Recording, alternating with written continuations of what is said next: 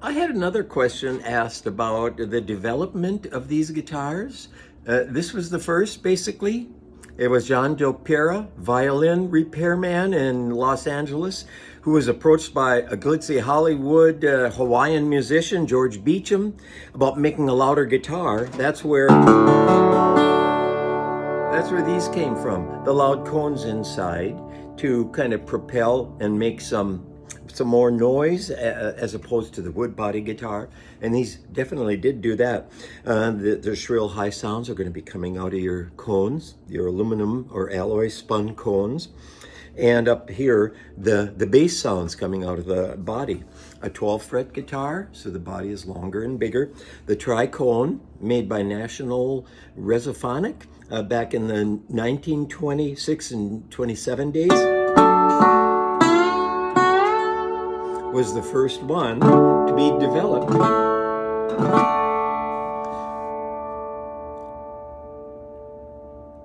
And of course, back in those days, 1920s, not everybody had $200. That was a lot of money since wages were nowhere near $1 an hour. So what they did was come up with a little bit simpler device, and they did make them very similar to this. You might have seen one like this on the Brothers in Arms album cover from 1984 with Dire Straits. A single cone. This one has that Hawaiian scene on with palm trees, since they played Hawaiian guitar on these. And they made models with a similar name, the Triolean and the Duolean. This is called a Duolean. Either one of them could be metal body or wood body, and they could be the 12 fret like that tricone was, or they could be the 14 fret like this one is. Duolean, invented a short time later to please the buyers with less money.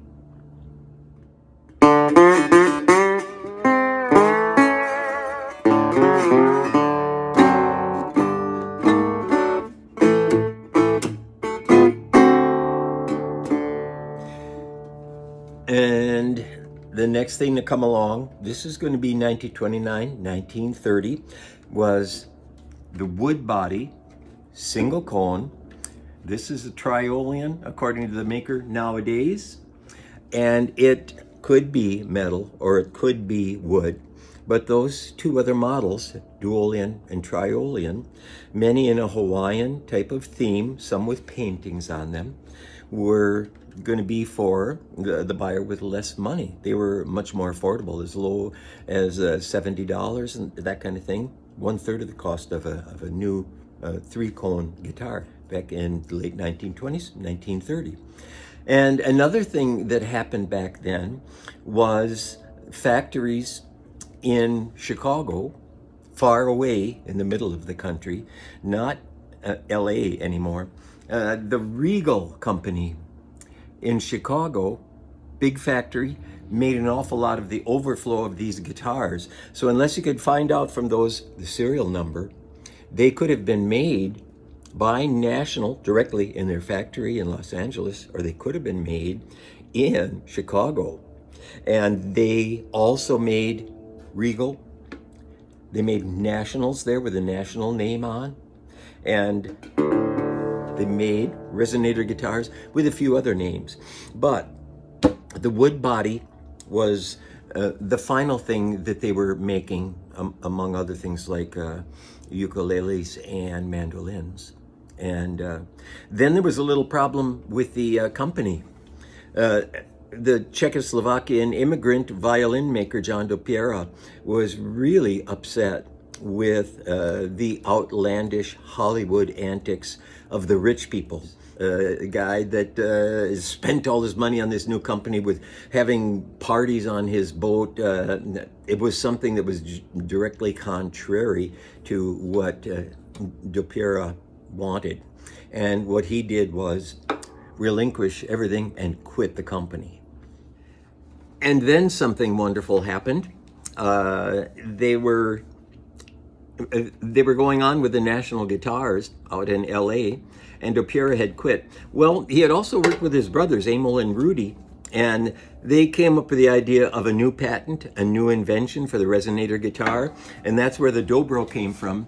You can see inside of this, instead of a cone with a wooden biscuit in the middle, this one has a spider bridge is what they call it. If you can see inside, the bridge goes and touches on 8 spots across, and suspended in the middle of it, right in there, is the bridge. And this one, touching on the outside, gave a different effect and a different sound.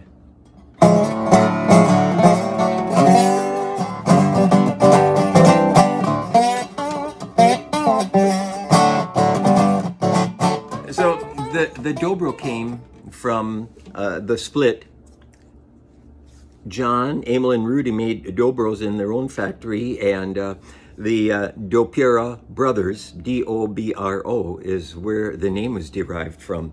They made an awful lot with round sound holes and screens on them, but what was in every one was that spider bridge. They made both these things at their factories and also in Chicago. And another thing that happened in those days, this is a replica. So many people have the new Gretsch alligator and boxcar guitars. All of them have this headstock, although they usually have all black buttons. These guitars, this is a replica. Archie Edwards actually played one of these, one of the blues musicians. He's got some albums out there. You can look them up. You'll see him pictured with this guitar. It is a traditional guitar. It also showed the spread of this instrument across the country, because Gretsch was located in New York City on Manhattan Avenue in Brooklyn. And they began to make resonators also, because the craze was really the big thing. Hawaiian music and playing blues. This became the bluegrass guitar because of that twangy tone. And the others became more or less blues guitars. If it wasn't Hawaiian, like Saul Hoppe, it was used for blues guitars. You'll see pictures of the tricones in the hands of P.D. Wheatstraw, and in later years, Booka White, Son House, using the National Resophonics. But this all has a colored and wonderful history of these guitars. There's nothing quite like a resonator guitar. The tone and the sound is something that is of great interest today. People are using these guitars more than ever.